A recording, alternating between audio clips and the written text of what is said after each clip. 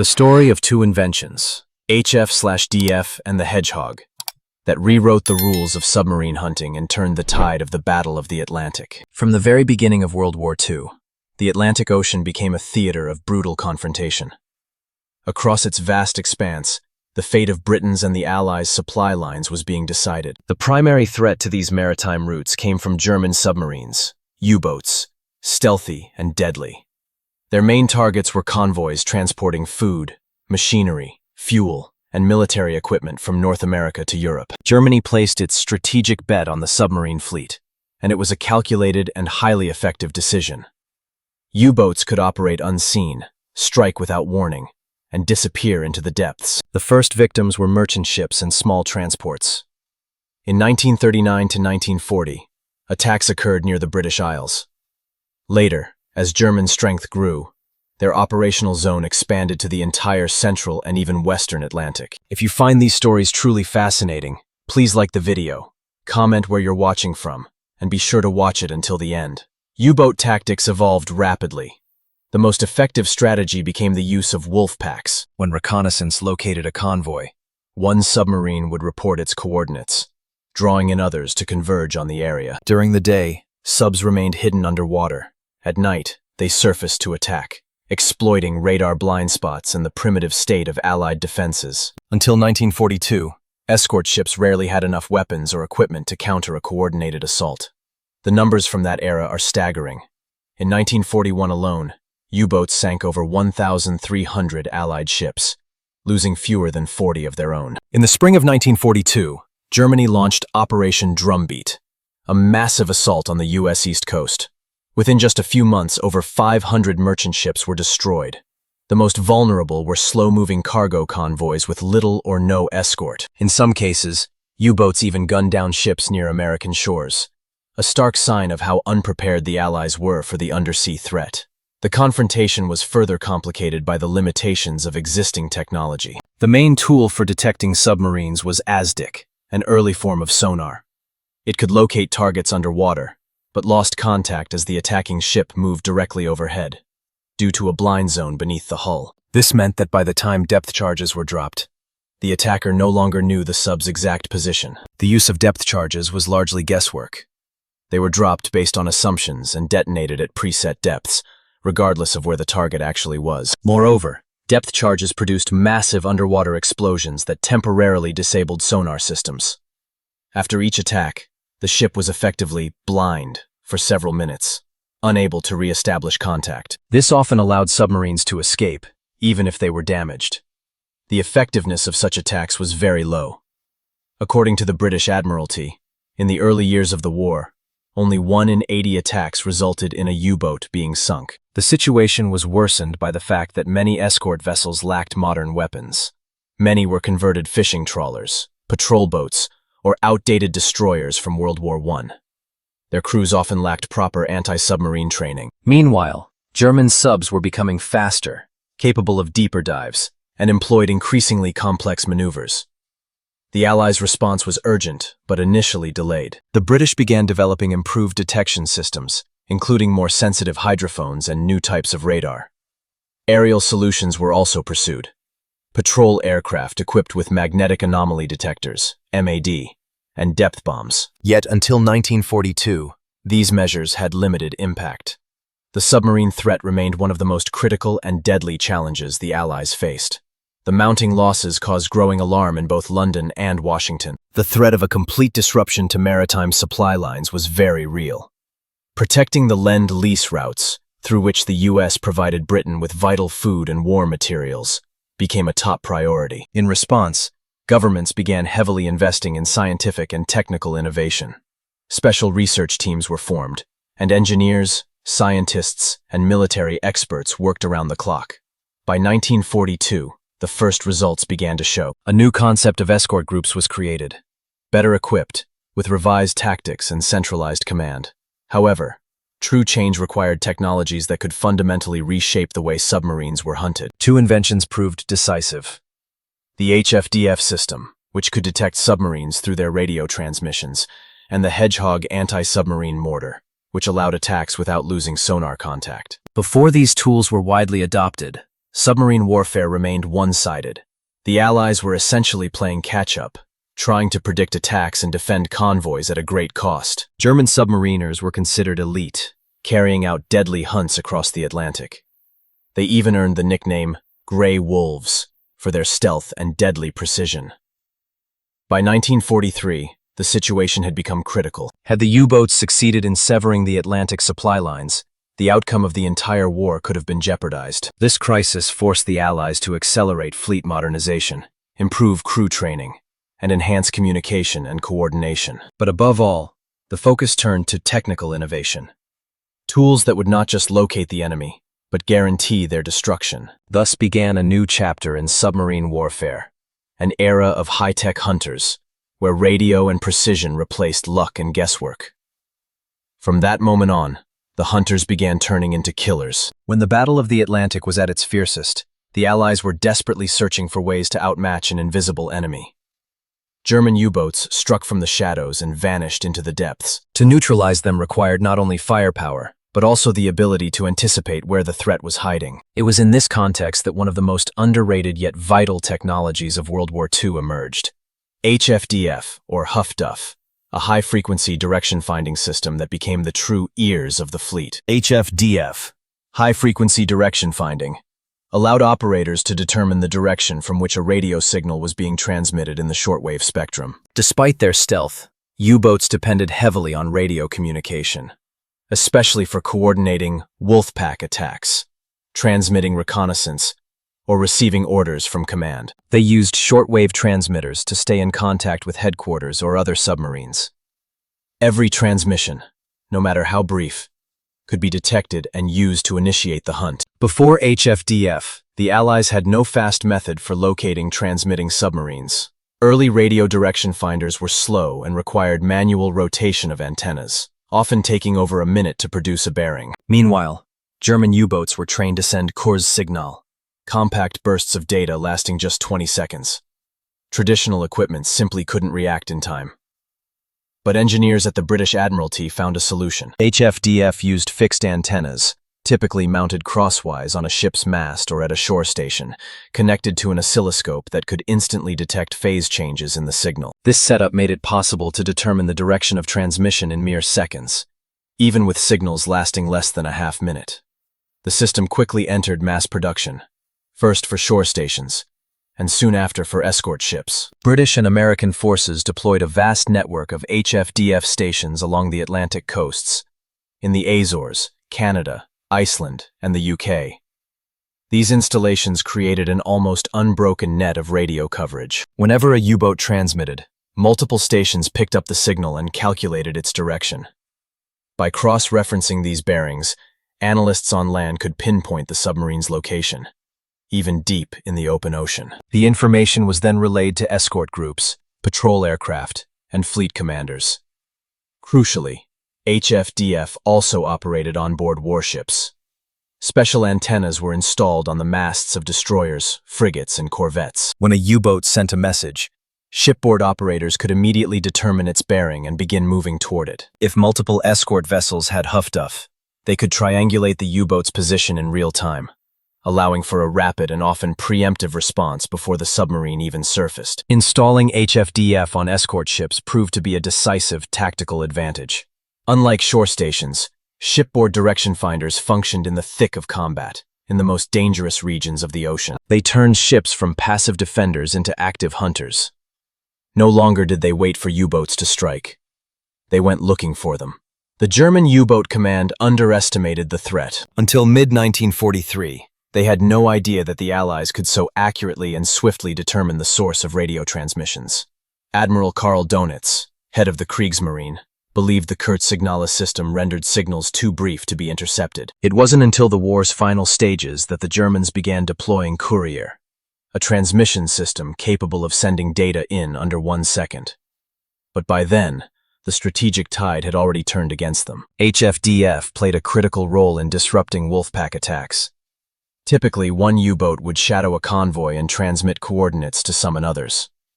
Thanks to HFDF, such messages were immediately detected. Escort ships would change course and attack the broadcasting submarine before it could gather reinforcements. Often, A single brief transmission was enough to bring the full force of the Allied response. Some escort groups even patrolled known signal zones, waiting for pings to pounce.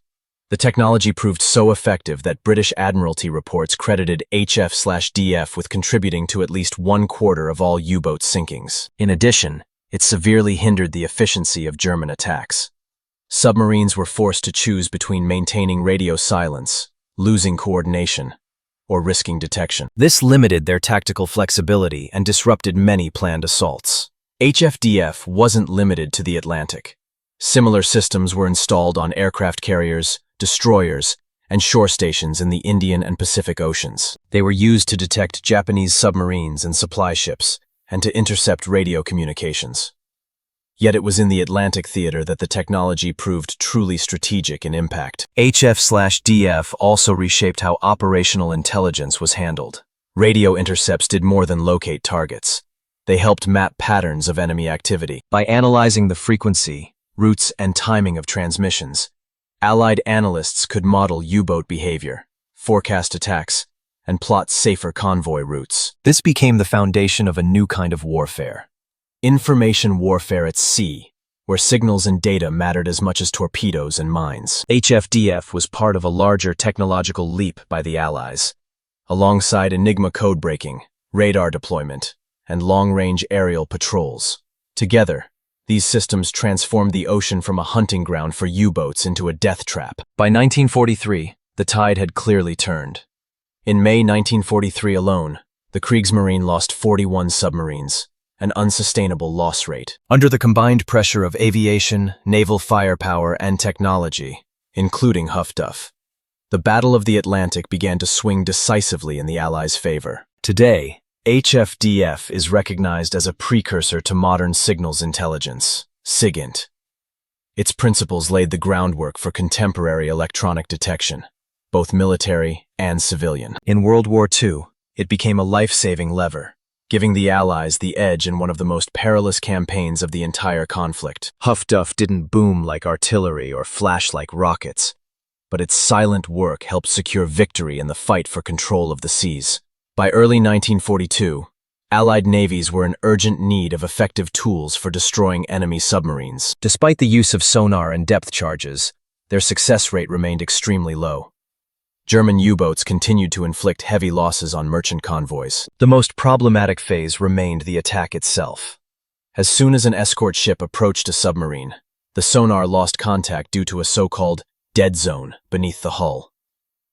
Depth charges were dropped almost blindly, and submarines often escaped even after massive attacks. Against this backdrop, the British Admiralty tasked its engineers with developing a fundamentally new weapon, one that would allow for accurate, rapid attacks without losing sonar contact. The result was the Hedgehog mortar, nicknamed for its appearance. Rows of angled spigots pointed upward and outward like the quills of a hedgehog. Technically, the Hedgehog was a multi-barreled launcher with 24 short tubes, angled forward in the direction of travel.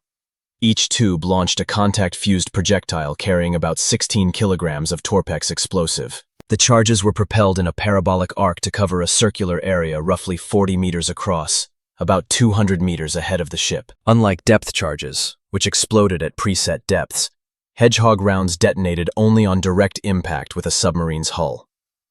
This revolutionized the approach to anti-submarine warfare. Where earlier weapons detonated regardless of accuracy, the Hedgehog brought a clear binary. Silence meant a miss. An explosion meant a kill. This clarity was crucial for ship commanders, who could now immediately assess whether further attacks were necessary. Additionally, a missed salvo caused no underwater shockwaves, allowing sonar systems to remain operational and the hunt to continue seamlessly. The first trials took place in 1941 aboard the destroyer HMS Westcott. The results were promising. The Hedgehog allowed operators to maintain contact with the target throughout the attack. This was a breakthrough.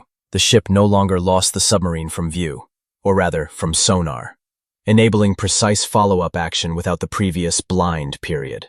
Initially, sailors were skeptical. Unlike depth charges, the Hedgehog did not produce dramatic blasts unless it hit the target. A miss resulted in no explosions, bubbles, or visible effects. Accustomed to noisy results, crews often interpreted silence as failure. But commanders soon realized silence was confirmation of a miss, while a detonation meant a confirmed kill. Hedgehog proved especially effective when used in tandem with sonar and coordinated group tactics. The system itself was mechanically simple and reliable. It was mounted on the bow of the ship, ahead of the sonar array. The arcing trajectory of the projectiles ensured they would not interfere with detection or observation. In a typical engagement, an escort ship would approach a sonar contact. Then, at optimal range, the commander would order a salvo, and 24 charges hissed into the air, descending into the sea in a calculated pattern. Seconds later came one or more underwater explosions, or silence. One of the earliest combat uses of the new weapon was during an encounter with German submarine U-132. After obtaining a radio bearing and sonar fix, the escort ship launched a Hedgehog attack. A dull blast followed, then wreckage and an oil slick surfaced. Signs of a confirmed kill. The submarine had been destroyed on the first strike. This success marked the beginning of widespread Hedgehog deployment.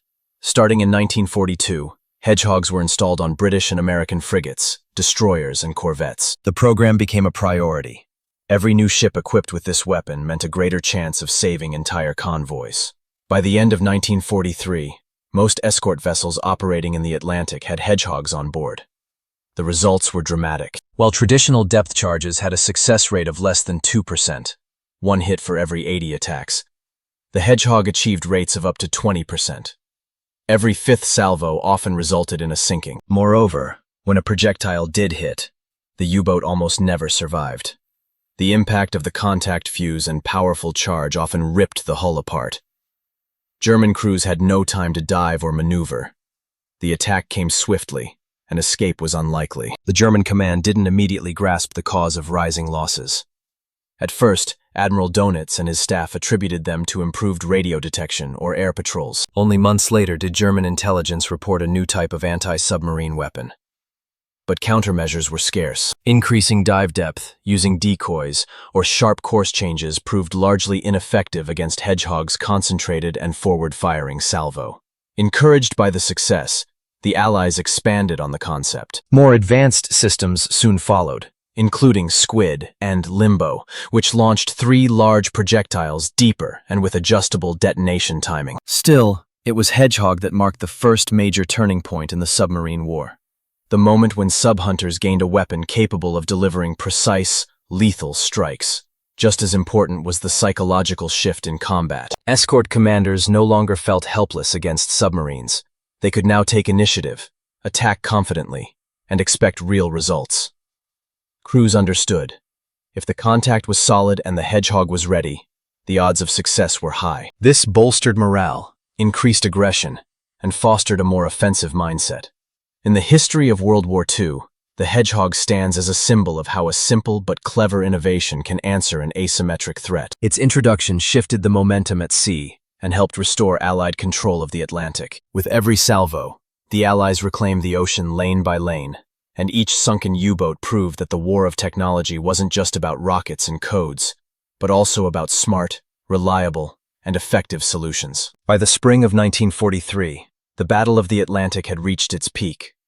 For 3 years, Germany's submarine fleet had relentlessly pressed against the Allies' vital maritime lifelines. Convoys traveling between North America and Great Britain carried food, fuel, weapons, tanks, aircraft, and thousands of troops. Every ship that was sunk meant disrupted supply chains, delayed operations, and lost lives. The stakes were unimaginably high. Losing control of the sea lanes could cost the Allies the entire war. Until 1942, the Allies' strategy was largely defensive. Escort ships tried to repel U-boat attacks and shield convoys, but lacked the tools to actively locate and destroy enemy submarines. That changed with the introduction of 2 breakthrough technologies, HFDF, high-frequency direction finding, and the Hedgehog anti-submarine mortar. Together, they became the ears and teeth of a new generation of hunters who no longer waited for the attack. They went looking for it. HFDF, deployed on ships and coastal stations, made it possible to quickly detect the direction of a transmitting U-boat. When a submarine came on air, to report convoy positions or receive orders, an escort ship instantly received a bearing. If multiple ships equipped with direction finders were in the area, their data could be triangulated to determine the U-boat's position with high accuracy. This wasn't just radio surveillance. It was a true targeting tool, enabling the hunt before visual contact was ever made.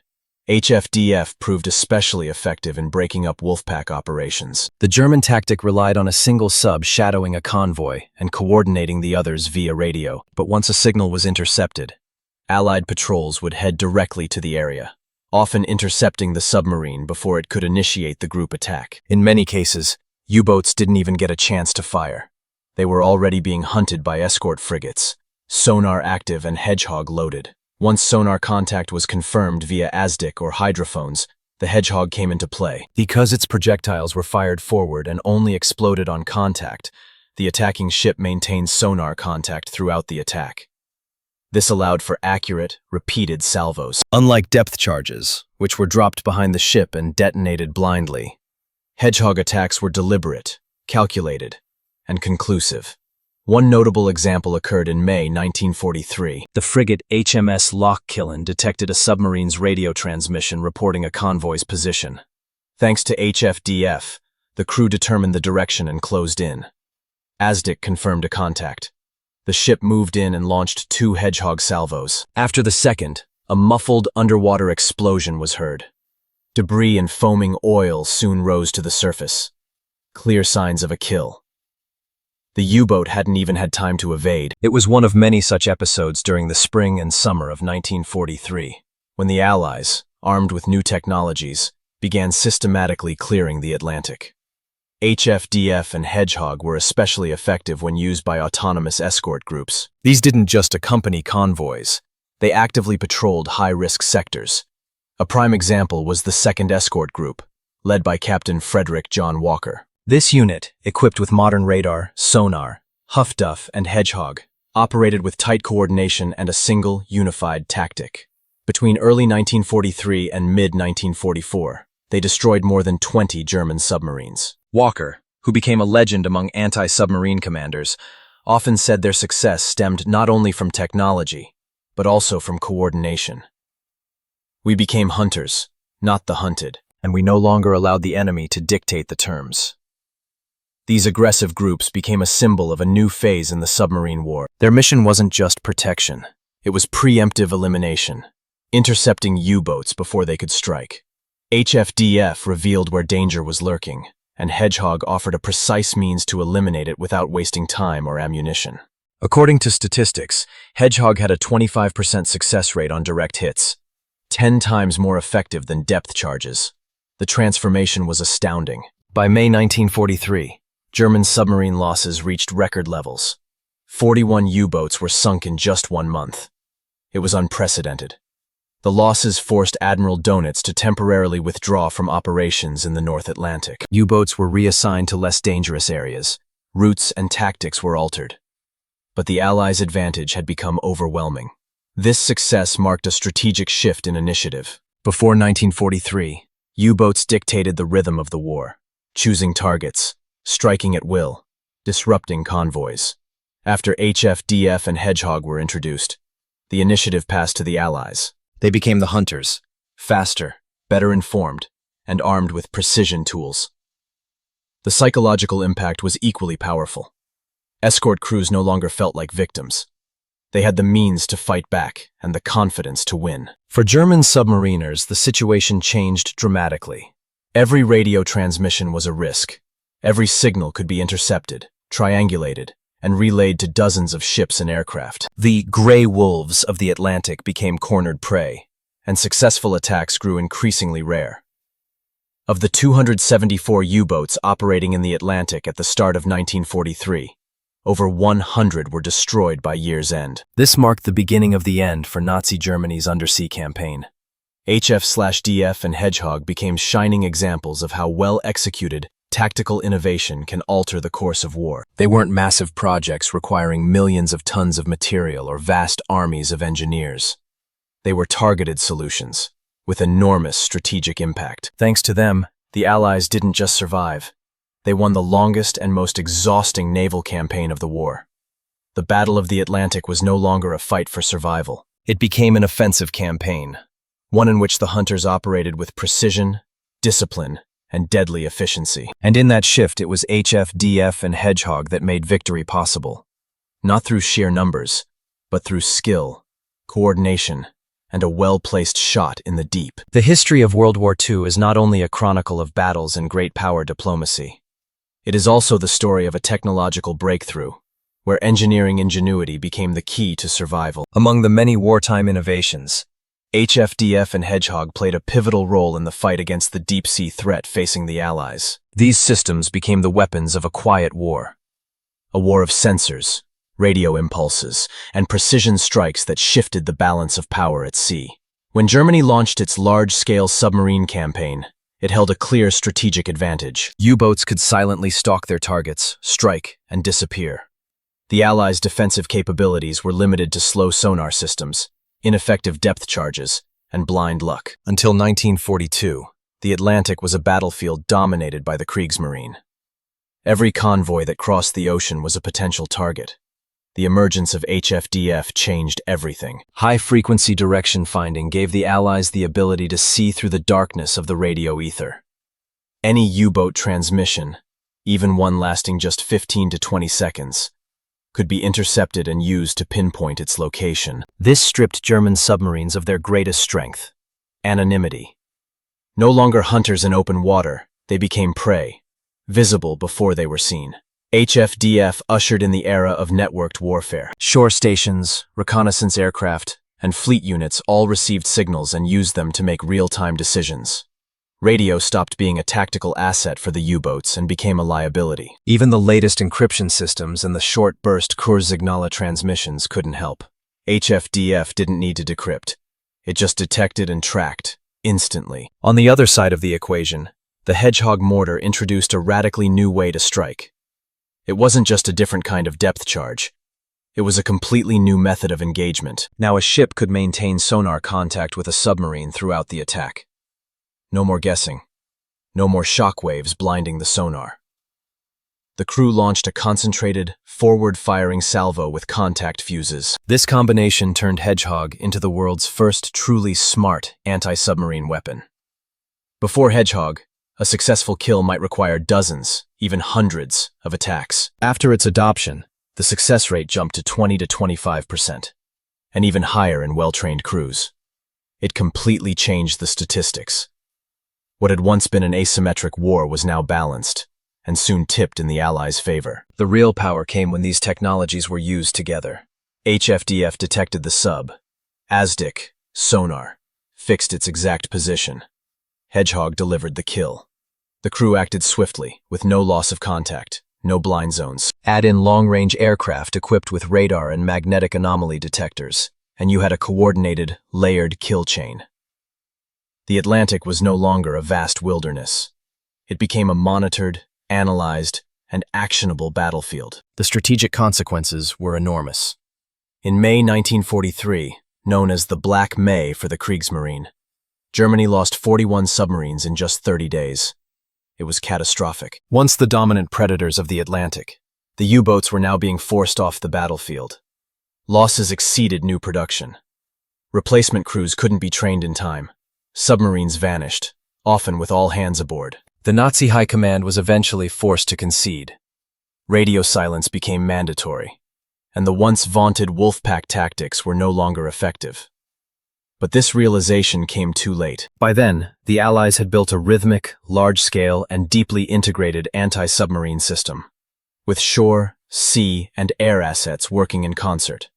HFDF was its eyes, Hedgehog, its claws. These technologies also had a major psychological impact. U-boat crews who had once felt untouchable began to feel hunted. Any transmission could be fatal. Any dive might be their last. Conversely, escort crews grew more confident. They knew that if they found the enemy, They had the tools to destroy it. That mental edge translated into tactical and strategic superiority. It's important to note that these innovations were born out of necessity. they weren't planned years before the war. They were the product of emergency engineering, rapid adaptation, and practical thinking in a time of crisis.